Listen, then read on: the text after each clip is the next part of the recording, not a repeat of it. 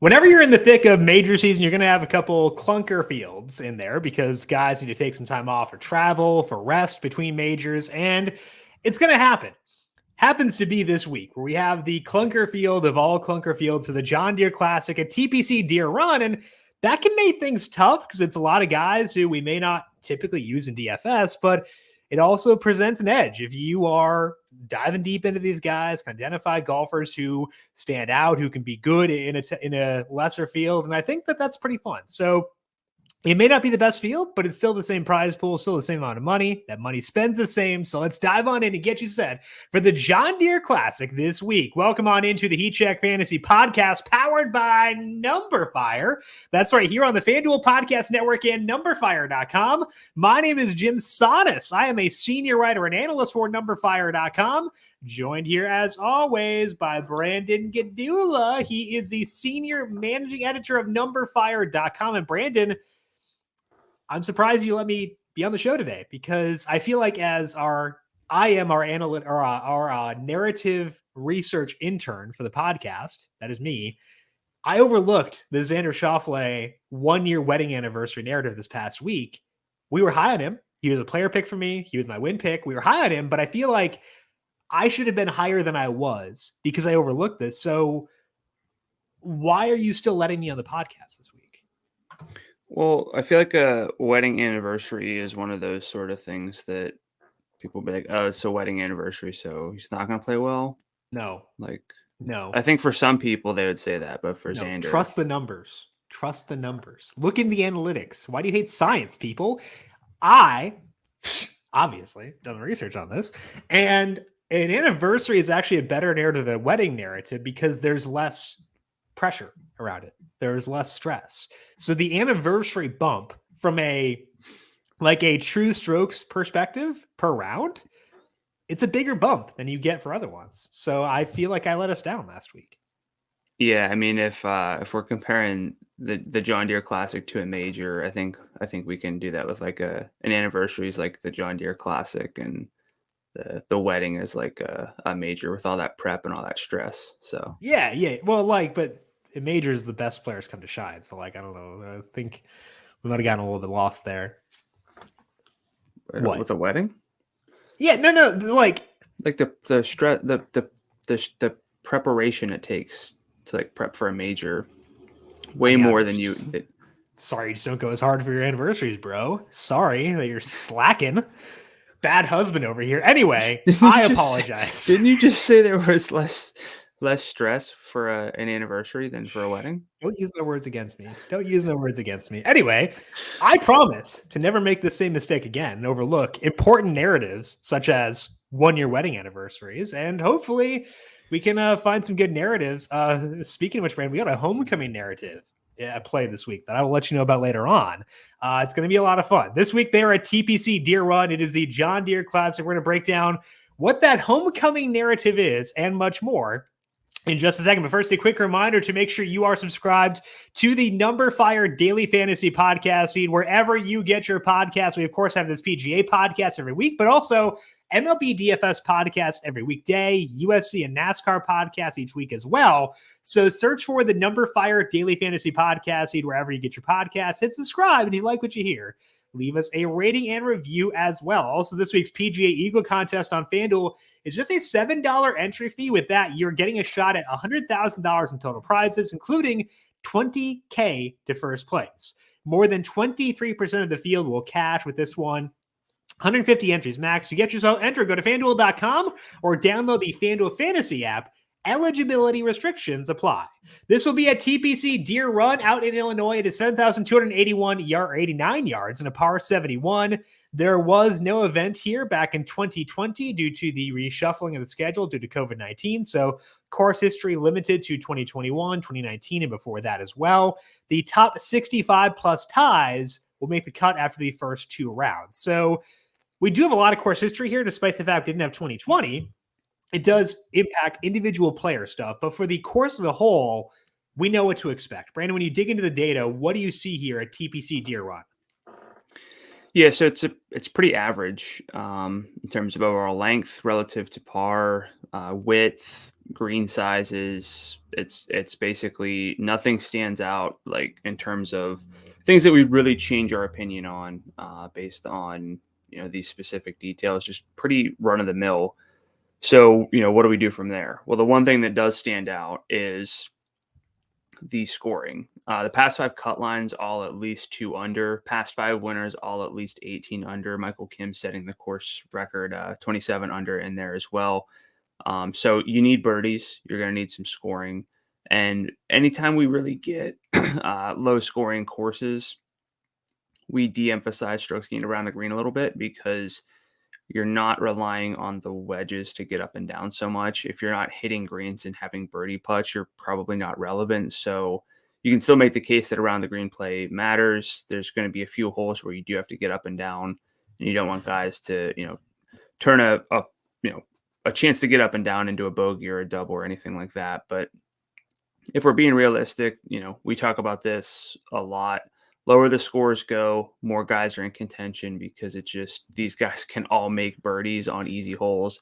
It's whenever you stretch it out, make it difficult that they can't make par. That's what really separates. So this week, I think we're going to see a lot of names in the mix, a lot of names that we're considering, probably feeling a little bit less certain about the names that we do like in general. One thing that does stand out as well is that it's easy to lag putt here. Data Golf, they have their course table, shows a whole bunch of stats relative to other shot length courses. And it's very easy to lag putt here. It's kind of easy to putt overall. So maybe we get a little bit of reprieve for some weaker putters. So for me, what I'm looking at is strokes gained approach as always. Strokes gained off the tee with an emphasis on driving accuracy. But I think I'm done just sort of making driving accuracy a key stat for me. Strokes gained putting and birdie or better rate in that order. Yeah, I do have good drives gained as being my off the tee stat for this week. Looking back to last year, median ranks and different stats for the top 15 golfers across the entire year. Median rank for distance was 101st, accuracy 78th, so better. Off the tee 100th, and then good drives gained good drive rate was 65th. So the best number by a pretty wide margin was good drive rate, and that was also true back in 2019. So I want guys who can put it on the fairway when they need to or make up for it when they can't. And I think that is what we saw last week too. So if you look at Data Golf's course fit tool, it does show like similar courses. And last week's course is actually up there. So there will be a lot of overlap in terms of stats we discussed between last week and this week, which could be good. We were on Xander last week. Half my head-to-head against you missed the cut, though, so maybe it's not that good. But I do think that playing up some shorter hitters this week may be advantageous, or guys who typically can't hang at a longer course, maybe better able to hang this week as a result of the way the course sets up. So let's talk about course history now and talk about golfers who have shined at TPC Deere Run in the past. Starting off with Patrick Rogers, he is 10-7. Which should tell you a little bit about the field here. But Rogers is a guy we've talked about before. We talked about him as being a focal point at lower salaries. What's your read on him at this course in the past? Yes, I mean, he's trending out, right? I think he could have made the list with current form, but in terms of past history, it's also there. But I mean, he's made 6 of 7 cuts, missing at Memorial. And if you look at the data, he's losing around the greens, which I'm okay with, but he's gaining a bit with the ball striking. He was 18th at the RBC Canadian Open, 31st at the US Open. So that works. But of course, we're focused more on the past history here. And he has been here 8 times since 2012. In the past 4 years, 3 top 30s with a runner up in 2017. Lost approach in all of these. He's really sort of turned a corner with his iron play, his ball striking in general.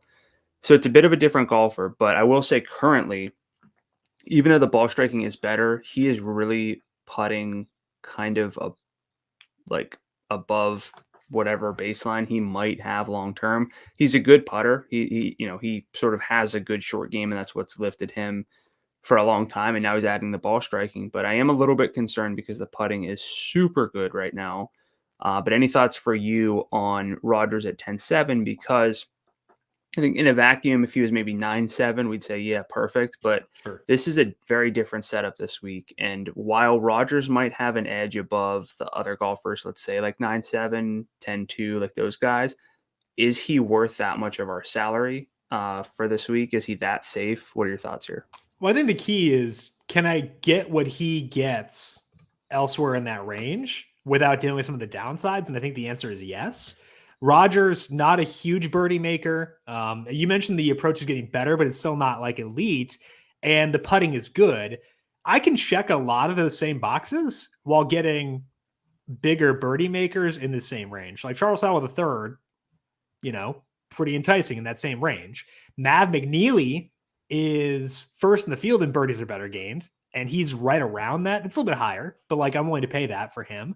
So Rogers gets a boost due to the field, but I think that we shouldn't just assume that nobody in that second tier can hang and everyone there is scrubs. I think that'd be a false assumption.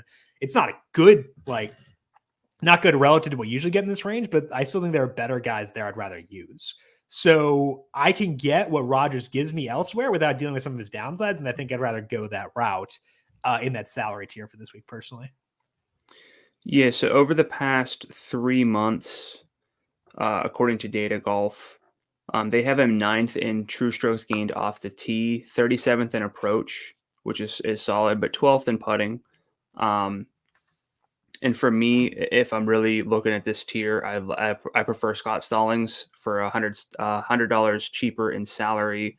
Adam Long even in that conversation at 10.5. So, this isn't so much against Rogers as it is more a broad conversation of yes, he is salaried where he should be relative to this field, but he's not your typical 10-7 golfer because this field's weak. And sometimes when we get fields like this, a little bit more balance makes sense because there is not really anyone worth spending up on. I'm not saying that's the case this week, but you kind of have to ask yourself those questions when the field is this drastically different than what we've been seeing in recent weeks. I do think the flip side of that, though, is there's no difference between the low 9,000s and the mid 8,000s. Yep, so that's the other part of the discussion. Yeah. Mm-hmm. And we'll talk about that later on. But I think that's one thing to consider here as well, because I don't see a difference between most of the guys in the low 9,000s. Yeah, you got to figure out which one it is you're seeing. Is it worth 11.5 for Sahith Theegala? Like, is he an 11.5 golfer? Or do you want to just sort of pepper that mid-range? Because there really aren't any. Last week we had so many names. We had FOMO on that we thought could win. That leaderboard by the end of it was Xander and a bunch of sort of values, but Xander did win, and that was very, very crucial. This week there's really not anyone who we're saying you got to allocate 11.7, 11.5, something like that, unless you think that there is. Talk about him later. He's 91. We'll talk about him later. That's not the same thing. No, it is. It is. He should be 12-1. Anyway, let's talk about Lucas Glover, who we've not discussed on the show, despite being a heat check favorite in like a decade, it seems like. But he is the defending champion at this event. Glover won it mostly by beasting on approach. He gained 7.1 there. He did gain in all 4 strokes gain categories, but like the approach was phenomenal. Glover was also 10th the year before that, or 2 years before that, I guess, in 2019. He gained 7.2 on approach there. Glover's had good approach play for the most part recently too. He gained 7 at both the PGA Championship and the Players, but the short game is never good for Lucas Glover, but it's a nightmare right now. Like real bad. He's lost strokes putting in 10 of his past 12 measured events. He has lost around the green in 5 straight. So we want to play up approach. We want to focus on that. We're trying to find guys who we can downplay around the green because you're not gaining strokes there anyway. But we also don't want guys who tank their entire rounds by losing around the green. And Glover's been kind of doing that recently. So is the short game bad enough to push Glover out of consideration for you at 9.9? At what? 9.9. Sorry. My bad. I dropped the ball there. You're right.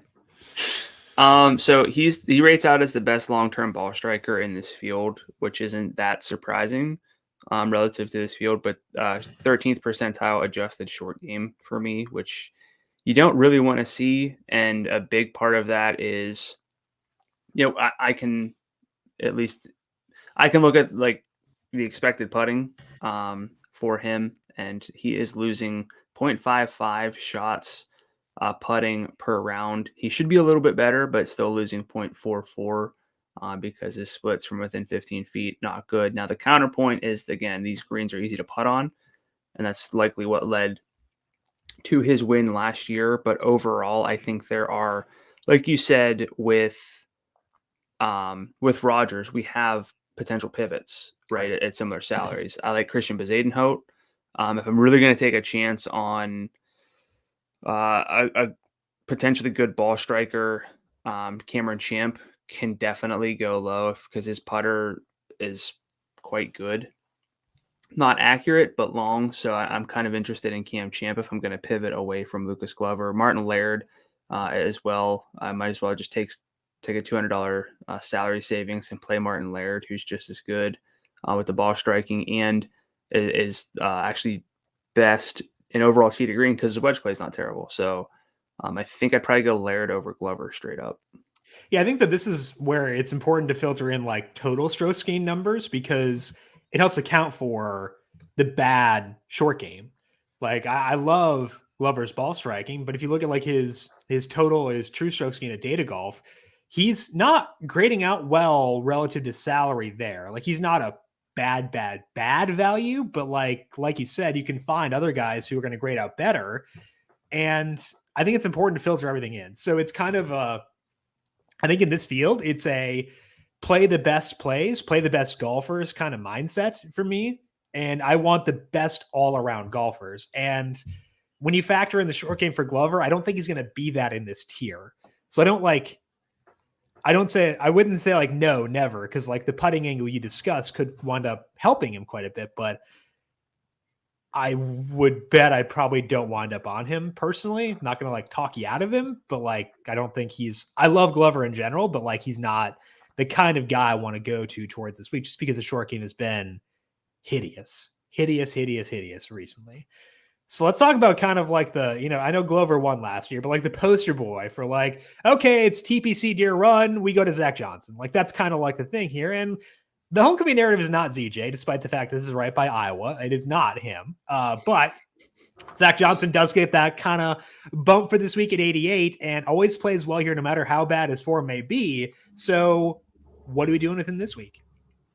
Yeah, I mean, it's a good conversation to have at a salary of 8,800 because, again, you can look at this field one of two ways, and I think there's really no way to there's really no in between. It's and I think a lot of it stems from whether you think Webb Simpson, Adam Hadwin, Sahith Theegala, maybe like Maverick Mcneely are sort of can't miss, can't fade types of talents in this field, which I like them, but I don't think that they're can't miss. So, is it a little bit more balanced, or does 8,800 go a long way toward getting you an extra stud in that lineup? And so Zach Johnson doesn't really seem to matter how old he gets. He plays TPC Deere Run well.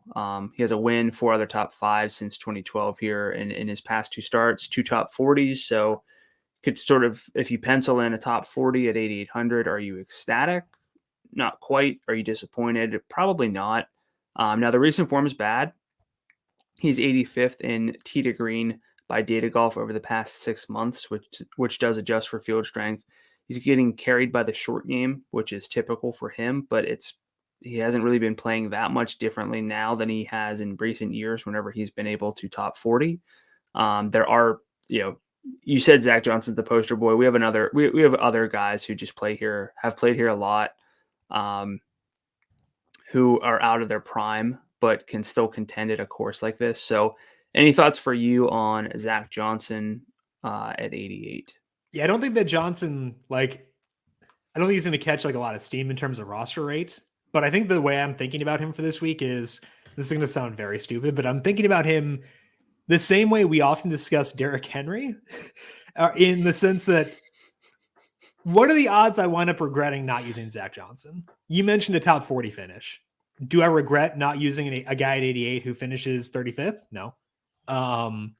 Can he make me regret not using him? maybe, but the odds are not that high. So I think for me, when I can have that kind of discussion and look at his current form data and see, okay, it's not ideal. I think that allows me to just ignore him and go with guys who have better current form, despite the fact the course history is good. So that's where I'm at. Like, I kind of have like the Derrick Henry, will he burn me for not using him discussion? And the answer is no. So it's not quite the Derrick Henry discussion because, he typically does burn us. But I think that that's kind of the way I'm viewing it with him. So no real FOMO from me with Zach Johnson. Is that kind of where you're at too? Yeah. If I'm going to be in this range, I have other names that I would prefer. I think that sometimes trusting the guy with good course history definitely can work out, but I don't really think that it's the right play this week. I agree. So let's talk about Charles Howell III, because this has been a good event for him traditionally, and he's one of the few guys entering with pretty okay current form. Howell has played here 10 times. He has missed just one cut. He's been inside the top 25 6 times, and 3 of those were pretty recent. He was 23rd here last year, 6th in 2019, 19th in 2017, and coming up 35th at the Travelers despite struggling with his approach. And that's been a constant theme for him. He ranks 53rd in approach the past 50 rounds, but the other marks are all really good. So any interest for you in Charles Howell III at $10,800? I was scrolling down the list looking for his salary, and he was right at the top. So, I mean, it's fine. I understand the case for him. Good ball striking right now, not necessarily the best putting, but not expecting him to regress. He is good on bent grass, so I see the case for it. I just think for me, I'm going to go with Maverick McNeely or Scott Stallings in that salary range very often. Do you want a Howell versus Stallings head-to-head? No, because I never win those, and then that means that Stallings will do poorly relative to Howell. So yeah, okay. So, but I want this. I think, come on. You know you want to. You feel better about Stallings than Howell, correct? Well, I feel good about Stallings. So you're not going to take the head-to-head? I'm writing it down, Jim. Oh, okay, cool. Okay, good. I was going to bully you into it. Yeah, you did. Yeah, I usually try not to, but... Oh, yeah, sure. I'm fine bullying you in this one instance. Never bullied you in the past, so, just throwing that out there. Okay, I think Howell works. I prefer McNeely as well by a pretty decent margin. He's only $300 higher salary than Howell. So it is like there is a cost there, but I think that if I'm not on McNeely in a lineup or something like that, I could be okay going with Howell. But I like Howell more than Stallings. I like him more than Long personally. I like him more than Brendan Todd, who's also in this range. I like him more than Rogers. I think that I actually do like Howell relative to this tier a decent amount. So we'll talk about roster construction later, I guess.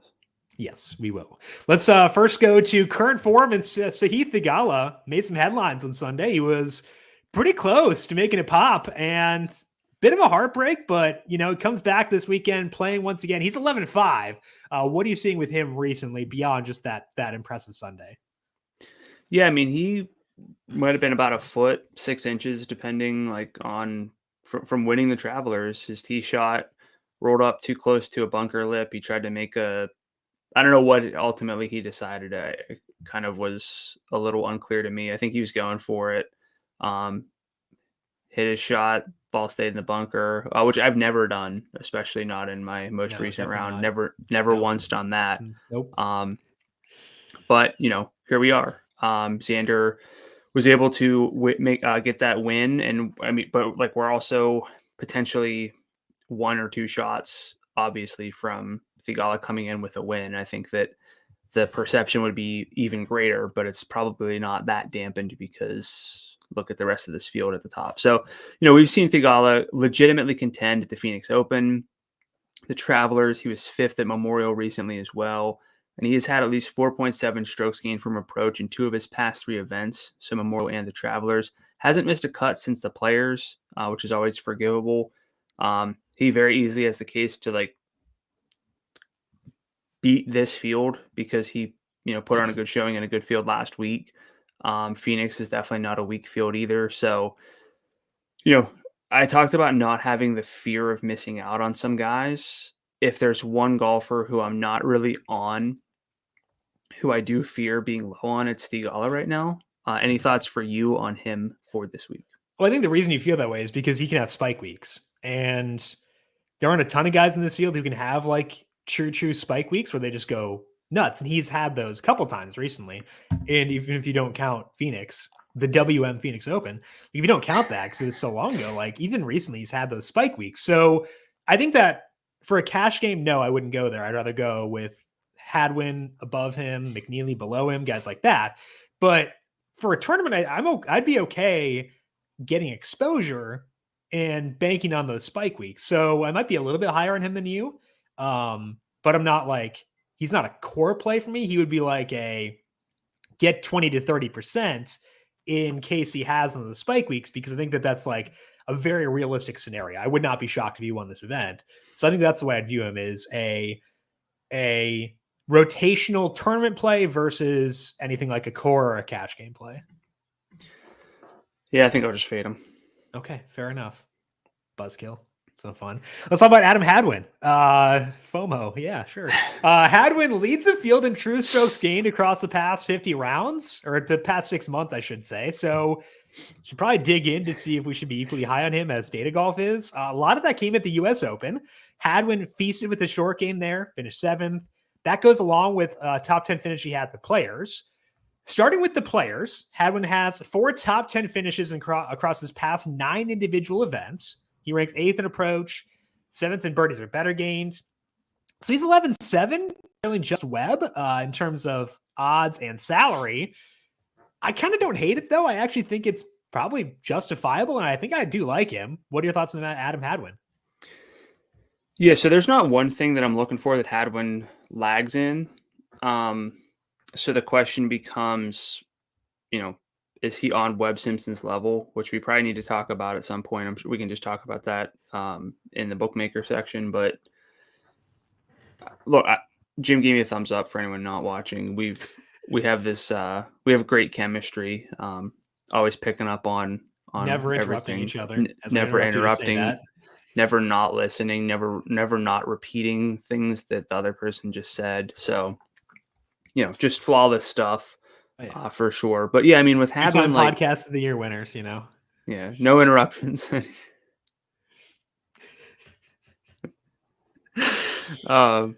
Yeah. So like, again, for the third time, Hadwin does all the things I'm looking for. I just don't know if he's quite on Webb's level, because I'm okay buying in to Webb being healthy again from what I've seen from him.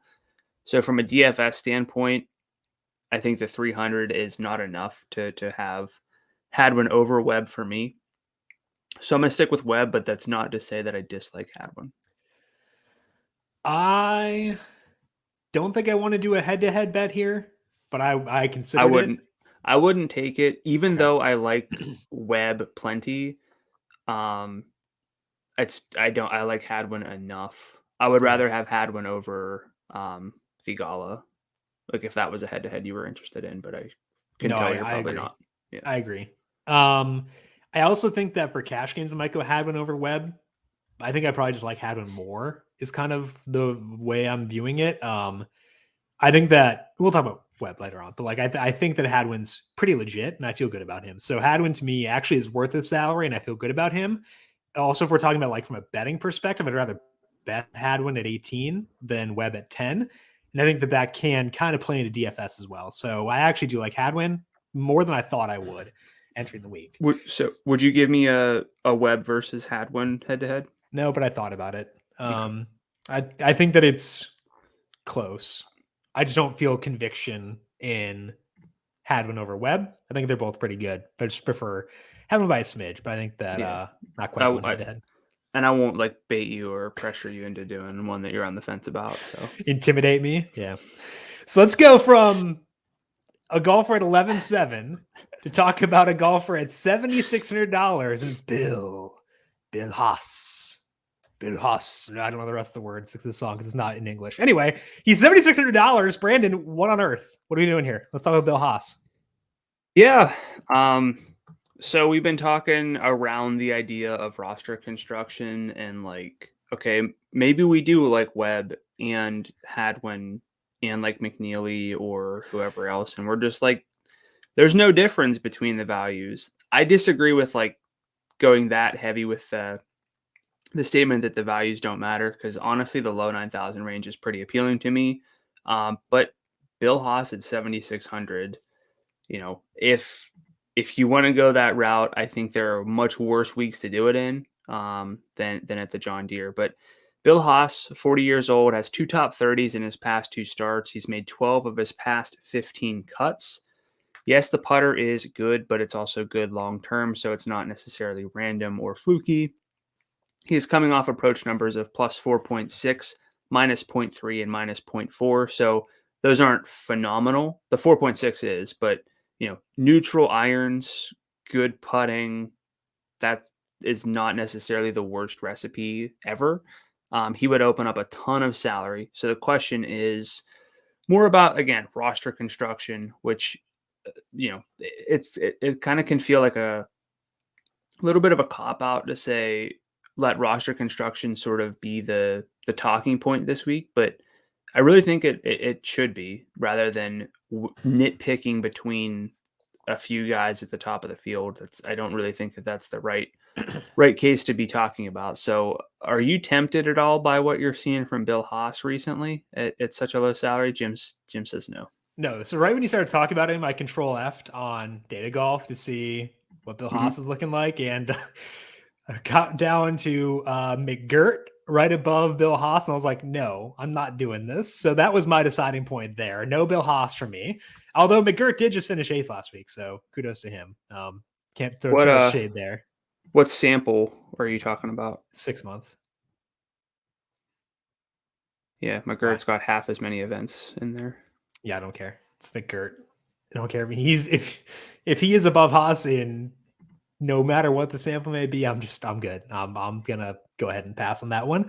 But roster construction overall, I am receptive to rostering lower salary golfers in order to get more access to mid-range and top-end plays. But I'd rather do it via the mid 8,000 range. I think that range is really good this week. So, and the low 9,000 range. So I'm receptive to like a lineup where I have 3 guys at 10x and higher. I don't know what the X is, 10 something and higher, and having 3 golfers at like 94, 91 or lower with 2 guys in the mid 8,000 range. It's a very volatile approach, and it did not work well for me this past week, like I said in our bobble hat, but very different field. Yeah, exactly. So I think that's probably the way I'll go, is like my default build this week is 3 guys in the 10,000 range, 3 guys at 94, 91 or lower, with a couple in the mid 8,000 range, just because I think that they have good shots at upside for this week. So I'm receptive to it, just taking a different route to it than going with someone like Bill Haas. Yeah, if I start with my 3 preferred plays at the top, I'm around 87 and change for my final 3 golfers. Doable. I think that's very doable for this week. I agree. So let's talk about Taylor Pendrith. You said a couple times that the low 9,000 range is attractive to you, and Pendrith is in current form despite not having any current form, because he broke a rib at the Players and hasn't played since. But he was golfing decently well before that injury. He finished 13th at the Players. He was 25th at the Honda before that, also at the 16th at the Farmers. The past 50 rounds, Pendrith ranks 29th in birdies or better gained. He is 43rd in good drives gained. He's a plus bentgrass putter, but the approach play has never been stellar. We don't know what kind of shape he's in, given that he has not played in a very long time. So any interest in you in taking swipes at Pendrith here coming off the injury, or are there enough guys we like in this low 9,000 range to let the injury play itself out? There are enough alternatives. I have a lot of names highlighted in this range. I don't think I need to take a swipe at Pendrith. I think if he was more of a course fit, maybe. Sure. But he's definitely long. I think he's the longest in the field off the tee. Not very accurate. I think that I'd rather go Adam Schenk, Lonto, Ches in that range. Anytime you go with a guy named Shank at a course where accuracy matters, you got to do it. That's the narrative we should be discussing. Is that a narrative? Sure. This broad net. I agree. There are guys I like more, so I'm not going to Pendrick either. But thought he was worth discussing coming off the injury at 93. But there are other guys we like, and maybe we'll talk about some of them in the bookmaker section. So let's go there now. The runaway favorite for this week at FanDuel Sportsbook is Webb Simpson. He is 10-1. Then it jumps down to Adam Hadwin at 18-1. Jason Day and Steve Thigala are both 22-1, with Denny McCarthy at 25-1. There is a cluster of golfers at 29-1. Those guys are Maverick Mcneely, Scott Stallings, Patrick Rogers, Nick Hardy, and Charles Howell III. Brendan Todd rounds at the top group here at 31-1. So we can talk about Webb here. I think that for me, for a cash game, I'd rather save the 300 and go down to Hadwin. What about you for a cash game? Who do you prefer at the top? Webb. Okay. He has been since the PGA Championship when he was T20, he's finished T20, T27, missed the cut at the US Open whenever he gained an approach, lost off the tee and with the putter, and then T13 at Travelers. He's gained at least 0.6 strokes per round with Data Golf's field strength adjustments in approach alone. So he's been a plus with the irons. We know that he's more accurate than he is long. We know that he is a fantastic putter, specifically on basically all surfaces. So if I can get peak, not peak Webb Simpson, but if I can get a flash of like what his upside is, as much as I like Adam Hadwin, it's worth it for me, even in a cash game, to go with Webb over Hadwin. So I'm going to go Webb number 1, and I still want to try to get some sort of head-to-head with you, but I understand if you won't take it. Fine, we'll do it. Whatever. I bullied you in the other one, so we'll just do it. It's fine. Now Webb's gonna no. This is me trying to win the bobble hat by blocking him via the head-to-head. This is good. Okay. After Webb and Hadwin, things get very flat. So what does that do for you in terms of roster construction for this week? Yeah, so this, you can, like you said, you can spin it any which way you want. If you say and I think my win simulations are higher on some other ones than I've seen, but I have Webb at 5.9% currently. I always fidget with stuff a little bit more, after the show as I get more time to dig into things. Hadwin at 4.3%, Scott Stallings 3.4%, McNeely 3.2%. Is Rosa on Scott Stallings? Is that what that was? I think she's very angry. You liked Scott Stallings. That was a growl. She's been on edge all morning. She had the gulpies earlier. We're doing everything here. But she's been eating nails or trying to eat nails. I have to pull them out of her mouth, so we're having a time. But those are pretty low numbers. So I think that you just honestly, as much as roster construction is going to matter, popularity should matter too. Sure. If anyone's going to get chalky, I don't think anyone will, though, in this field. That's my thought, at least. Outside of maybe Webb. Yeah, Webb is the highest salaried and a pretty sizable favorite. Yeah. Form is good enough to draw people into. Yeah. So for me, I think in terms of roster construction, I am trying to make sure that I still have a chance to hit winners with everyone in the field. So someone like Bill Haas might open things up for me. I don't think he's going to win. Zach Johnson, probably not going to win. So I want to make sure that all 6 of my golfers have paths to upside in terms of winning. And so that's ultimately what my lineup is going to be based on, making sure that even my guys in the 8,000 or low 9,000 range, I can envision them. They have the stuff. They have the win juice for this week. That's good. Yeah, buddy. Win juice. Let's do it. And I think that the guys in the 8,000 range I can see having upside. So that's why I feel better about them making that my floor. Like $8,400 making that my floor. I think that that's probably where I want to live for the most part. Low 9,000 range, same thing. So I think that giving myself 6 darts to throw, try to identify a winner, I think that's the way I want to play things this week. So with odds movement, everybody moved once Berger withdrew. So were there any moves to you that were more noteworthy than others if you count in the Berger withdrawal? Yeah, so I scrapped everything once he withdrew and some stuff was shifted around. I think Stallings fell to 41-1, but things were still moving around. And so I just kind of waited a few minutes for the dust to settle and then re-imported everything. And so after that, didn't see a whole lot of movement, but Sahith Theegala did get bet down from 27 to 22 on FanDuel Sportsbook. And then a cluster, to steal your word, Scott Stallings, Patrick Rogers, Nick Hardy, Charles Howell all moved from 33 to 29. And that's it, aside from two long shots who shifted around a little bit. So obviously not a ton of money coming in for the John Deere Classic for this week. Big shocker there. Which lower salary golfers have odds stand out to you?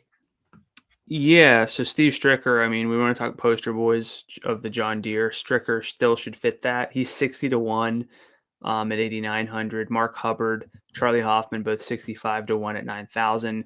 Hank Biota, 70-1 at 9,000. And then we have 12 golfers at 80-1. I can read them all. I guess I will. Let me know if anyone jumps out to you. Tyler Duncan, Ryan Armour, Chad Ramey, Nick Taylor, Andrew Putnam, Lee Hodges, Zach Johnson, Nate Lashley, Ryan Moore, Kramer Hickok, James Hahn, and Chesson Hadley. Nick Taylor, I don't mind. We'll talk about him later on. Can be okay with that. What are your thoughts on Hubbard at 9,000? I believe I'll talk about him in more detail later. Okay, so when he said Charlie Hoffman was 65, I was like, oh, cool. We've loved Charlie Hoffman in the not terribly distant past. Didn't realize how bad the form had gotten. So talked myself out of that one. Well, he's not. Quick. There's no protection out there. He's hitting it off of tufts of grass and stuff. Yeah. Putnam, I don't mind.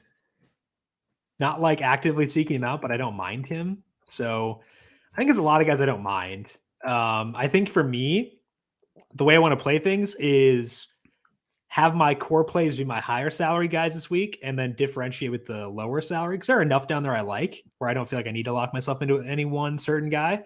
But I think that's the way I'll view things this week. I want to call out Ryan Armour. He's an other for me, but super accurate. Yeah. And got good irons and wedges. So he was very close to being a player pick for me. I went with Taylor over him, but he was very close to being in there too. He's 88, Taylor's 86. So I think that they're both fine options this week.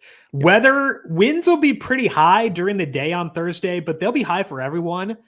They'll start around 11 miles per hour, and then they'll increase starting around 8 a.m. So pretty quick after the first round gets underway. They'll top out. I wrote down at 156 miles per hour.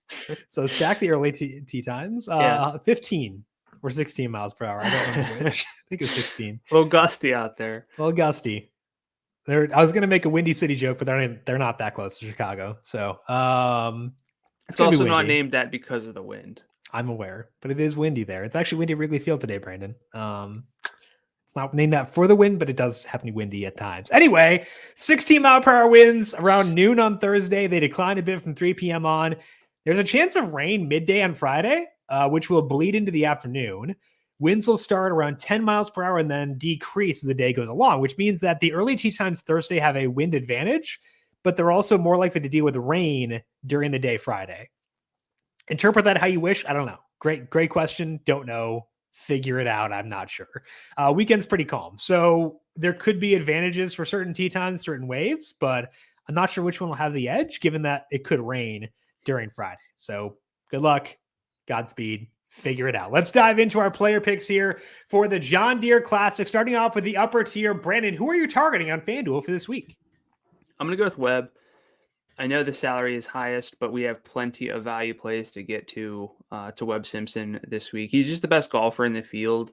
I know that's why he's such a heavy favorite. He was 12-1 with Daniel Berger when they were both in the field. But that said, I think that there's realistic paths to Webb still having high-end upside. 3 top 30s in his past 4 starts at some pretty sizable fields, including the PGA, Travelers. And he's doing it with good iron play. We also know that he is accurate off the tee. Struggled with that at the U.S. Open, lost strokes off the tee, lost accuracy. But when he's able to hit fairways, he can hit his irons, he can putt well. I kind of don't feel like there's any reason to be worried about Webb if he's put together this string since the start of May in terms of getting back to full health. So I'm great with Webb. And as much as I think Hadwin's sort of on that tier, I do have a half tier break between the two for this week. Okay, I don't, which is why I wanted to go with the head-to-head between Hadwin and Webb. I like Hadwin. Yeah, you were just so excited to take that from me. Yeah, I said they're on the same tier. I didn't say they were different tiers. I said a half tier break. Yeah, I said I don't have a half tier break. That's all I said. I didn't say that it's definitively like Webb's dust. Webb Dustson. Adam had to win. Or something like that. We'll workshop it. We'll get the other interns, aka me, on this, but we'll figure it out. I think with Hadwin, I just have a hard time pushing back, finding flaws in liking him. He's 26 in good drives gained, 8th in approach, 7th in birdies or better gained the past 50 rounds. He's okay on bent grass, but I'll take okay in this field. He's put up good finishes against super tough fields, and this is not that. So I feel pretty safe in leading off a lineup with Hadwin, both for cash games and tournaments. I do like him a lot. Who else do you like here in this upper range? It was a coin flip between Scott Stallings and Maverick McNeely, but I like Stallings at salary probably as much. And I knew you were going to talk Mav, so whatever. Yeah. Okay. But irons have been really good lately. He's gained at least 4.5 strokes from approach in 3 of his past 5. That is enough of a sample for me to want to buy in. Good bent grass putting splits as well. And the underlying putting data is good for Stallings. Played here a ton in his career. Good form at the moment. And a good birdie maker as well. I am fine with Stallings despite having the Howell head-to-head with him. I think he's fine, but I'm probably going to have a tight core at the top. So Stallings in play for sure. I just prefer Howell there and prefer over both of them. Maverick McNeely, he is my second player pickup here. He is a big-time birdie maker at 11-1. He leads the field in birdies or better gain the past 50 rounds. He gets there via good irons and good putting on bent grass. McNeely has missed 2 straight cuts, and he has not finished in the top 25 since the Genesis, which seems bad, but that's been in part due to implosions on the green. And he, like I said, he's a pretty good bent grass putter. So I'm fine betting on a bounce back here. Any concerns with you with McNeely with the missed cuts recently or no? No, especially not relative to this field. I think that's being a little bit too, cautious. And he missed. He didn't really have the putter with him those weeks. Okay, let's move to the mid range. Who stands out to you there? Your guy, Ches Reavie. He's back. I mean, you want to talk golfers that we boost up on accuracy setups. It's Ches Reavie's one of them. 99th percentile accuracy in terms of fairways gained over the past 50 rounds, according to Fantasy National. 4th percentile in distance. He's got good irons, one of the better iron players in the field. The putting hasn't been quite what it could be. That's not to say that Ches is a phenomenal long-term putter necessarily, but T18 here last year, again, just fits the mold of going to hit fairways, going to hit some greens because of the irons, and then should be able to make some putts. Yeah, so I'm really stretching the mid-range definition of our player picks here by going Cameron Davis because he's 10-3. So I'm cheating, but again, are you kind of envisioning like a Hadwin, McNeely, Davis start to a lineup? By envisioning, do you mean have I built that? Yes. Okay. Why? I was just asking. Yes, I have that built right now. I like it. So that's why I felt okay going with Davis in the mid range because I'm going to be in this range and I'd like him to be part of that. And the course fit's bad. I will say that straight out. But most other aspects of Davis are good here. He is not super accurate. He ranks 119th in good drives gained the past 50 rounds, but he's still 14th in birdies or better gained. The approach play and the putting help get him there. He ranks 9th in true strokes gained the past 6 months, finished 7th at the Charles Schwab, 3rd at the RBC Heritage. He's got upside, and I can live with that. despite a bad course fit at 10-3. So I like Davis, but Brandon, I do want to check with you. Is the course fit bad enough to make Davis a non-consideration for you? Probably not, because you can still, like, fairways gained is never going to be a good stat until we adjust it for like a per hole level, or like when missing a fairway is by design. Part of that can be a little bit worked into strokes gained off the tee, but there's no reason longer hitters can't club down and hit more fairways whenever they need to. Davis also one of the best putters from 5 to 10 feet specifically, which is a very, very key range for long-term expectation. Good on bent grass. I see the case for Davis. I considered him. I just didn't quite get there because the overall course fit, but I really wouldn't talk you out of him. All right, let's stick in the mid-range. Who else do you like here? My guy, apparently, Adam Schenk. Good form at TPC Deere Run. He's got 2 top 6 results in each of the past 2 years he's played it. Wouldn't really stand out to anyone looking at just the win, or the results. I wanted to call it the win column, but it's not really the same in golf as it is. I guess maybe you could probably make the case the win column, but 9th at the Wells Fargo, top 30 at Memorial and the U.S. Open. So nothing necessarily to like jump off the page, but the putter should wake up soon. One of the best putters from inside 15 feet. He's good on bent grass. I think that he sets up for a lot of birdies. That is just one of the guys in the low 9,000 range that I'll have plenty of for this week. Anyone else stand out to you before I do mine? Lonto, Lipsky. Oh, I will say Martin Laird at 97. Like, I don't want to name everyone, but if you want someone, he's the best tee to green golfer in the field, and it shouldn't be that hard to putt. So I think Laird could be a little bit sneaky this week if he doesn't get talked up. But honestly, this range in general, the low 9,000, the upper 8s, is like where, like you said, I'm going to lock in my guys at the top and then just try to shuffle in these guys and see if I can hit the right combos. I agree. Okay. So I do like Lonto at 9-4, despite the fact he torpedoed me last week. It was really fun. Okay with Schenk as well. But Brandon, the homecoming narrative this week belongs to one David Lipsky. And I think this is Xander's 1-year anniversary narrative enabling me, because it's not really a homecoming narrative. He's from LA. He went to college at Northwestern, which is 3 hours from TPC Deere Run, but it's the same state. And Brandon, if we're going to stretch narratives, I'm going to stretch that baby until it's thin as paper. And we're doing that right here. So homecoming narrative in play for David Lipsky. Went to college in this state. They don't play in Illinois a whole lot, so I got to work with what I got. I do like him here at 9-1. But also, Lipsky ranks 5th in the field in good drives gained. He is 10th in approach, 18th in birdies or better gained. That birdie number is despite some pretty poor putting numbers. You said putting may not matter as much this week if there's not as much lag putting. He's had back-to-back missed cuts. Those were fueled by some bad putting there. So I like Lipsky a lot at 9-1. You mentioned his name in passing. Therefore, I assume you adore him, correct? I love the logic, Jim. I'm not going to... I mean, how can I argue that he went to college 3 hours away within the vicinity? Yeah. I mean... It's basically in Iowa, this event, but we're going to count it. I prefer him because he's got 86th percentile adjusted tee to green numbers, hits a lot of fairways. No one cares. Literally not a single person cares about that. So are you like building another Northwestern lineup? Absolutely not.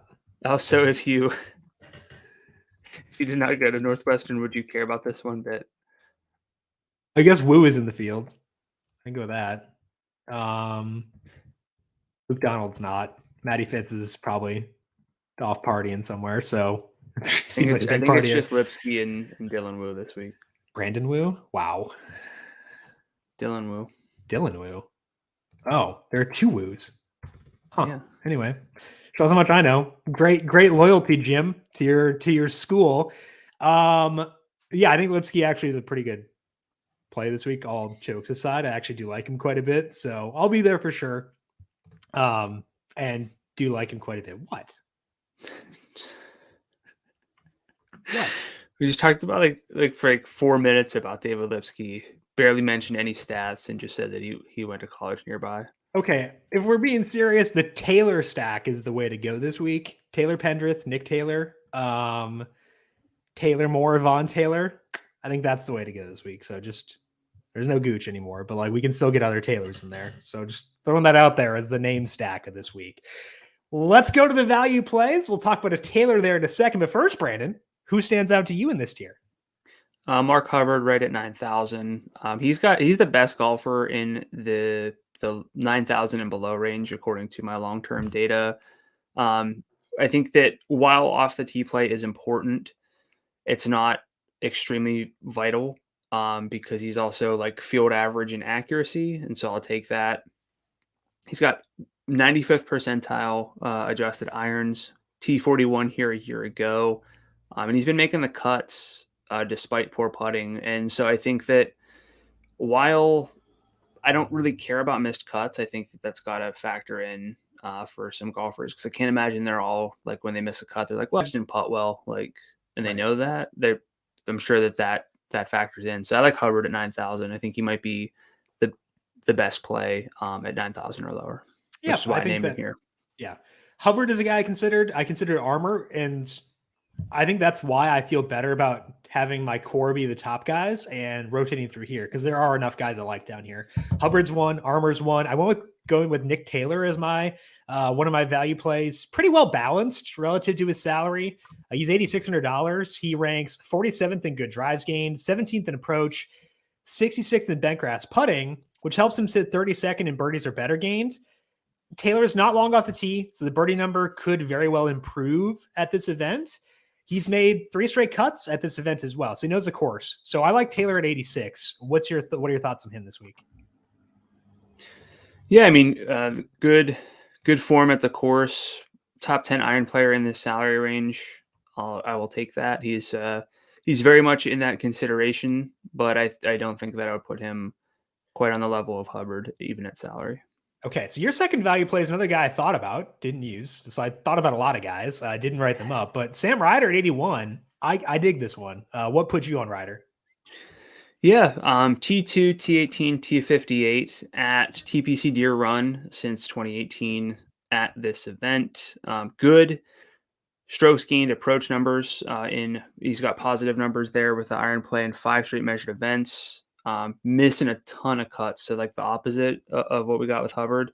But I think that based on the research I've done, there's plenty of that's enough time to buy into the ball striking being good, that I think eventually it's got to pan out. And he exploded last week with 5.7 strokes gained from approach at the Travelers. So I think that Ryder has a very good case at 81. It's a little bit lower than I typically go, but in a field like this, there's enough upside. And I asked, like, can he win? I mean, he was T2 here before.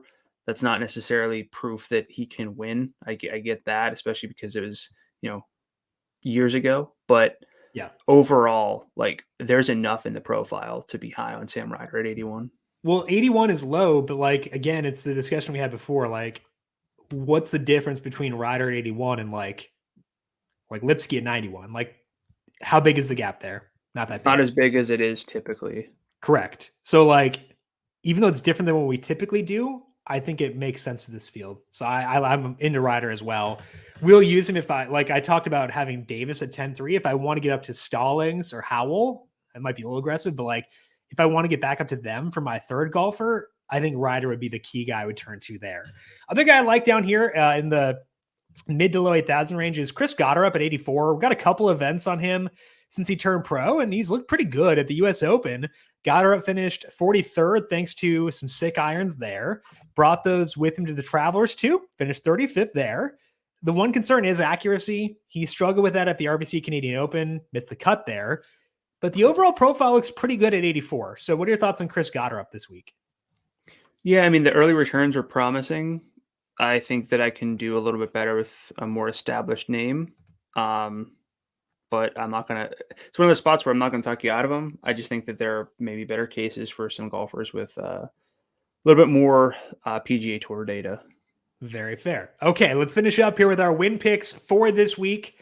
riding high at the Xander win this past week. Brandon, who do you have as your player pick or your win picks for this week based on the odds at FanDuel Sportsbook? Maverick Mcneely and Scott Stallings at 29-1. Okay. Do I block you with McNeely or pick two other people? Do whatever you want. All right. Hedge time. I bet McNeely. Mm-hmm. So if I go with Hadwin as my win pick, I can be happy either way. So I'm going to go Adam Hadwin, 18-1 to win this week. I'll go with that. The second one. I'm just waiting for Jimmy to pick a guy we never talked about, even though we talked about 900 golfers. In this field. We talked about it, Brandon. The home community narrative is too strong. David Lipsky, 65-1, guaranteed victory for this week. He's got the Xander profile that we had last week. Good drives gained, approach, makes birdies. He can't fail. It's guaranteed. I mean, that would put you ahead. So. That's not the point, just to be clear. The intention here is not to make up ground because I'm close enough within striking distance where I don't need to be desperate. But I do think that McNeely is probably the better route to take here. But let's have some fun. I'm going to go with Adam Hadwin and David Lipsky as my win picks for this week. Yeah, speaking of making up ground and everything, we've got 4 of the past 5 winners. And the one we didn't hit was Will Zalatoris at the U.S. Open, which very narrowly missed.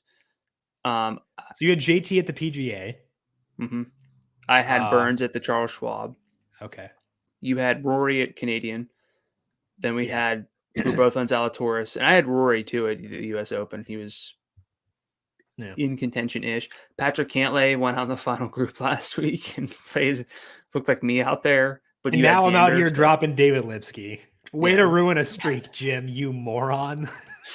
So, I mean, it's been that's sort of how things go whenever you bet is sometimes it just comes in clusters. But we're both up on the year with these picks like that. Pretty good considering it's only outrights. We get 2 per week. Yeah. I'll take it. Which means that David Lipsky is going to win this week. And I'm so excited for it to happen. Going to be great. That is all that we have here for this week on the Heat Check Fantasy Podcast for the John Deere Classic. But hey, like I said before, it's not a great field, but it gives a leg up to people who do their research, who dig in, identify guys who are undersalaried, better compared to this field, stuff like that. So there's still money to be won. I think that it's a pretty logical way to win it too. So I do still like DFS this week, even if I don't like the field for this week. Do not forget to subscribe to the numberFire Daily Fantasy Podcast feed wherever you get your podcasts. And of course, we got MLB, UFC, and NASCAR podcasts there as well. So hit subscribe. And if you like what you hear, leave us a rating and review as well. Brandon, if people have questions for you on Twitter, where can they find you there? I'm at Gadula13, GDULA13. And I'm on Twitter at Jim Sannes, JIMSANNES. You can also follow the FanDuel Podcast Network at FanDuel Podcast. Big thank you to everyone for tuning in for this week. Good luck to you with your DFS lineups for the John Deere Classic. We'll talk to you once again next week. This has been the Heat Check Fantasy Podcast powered by numberFire.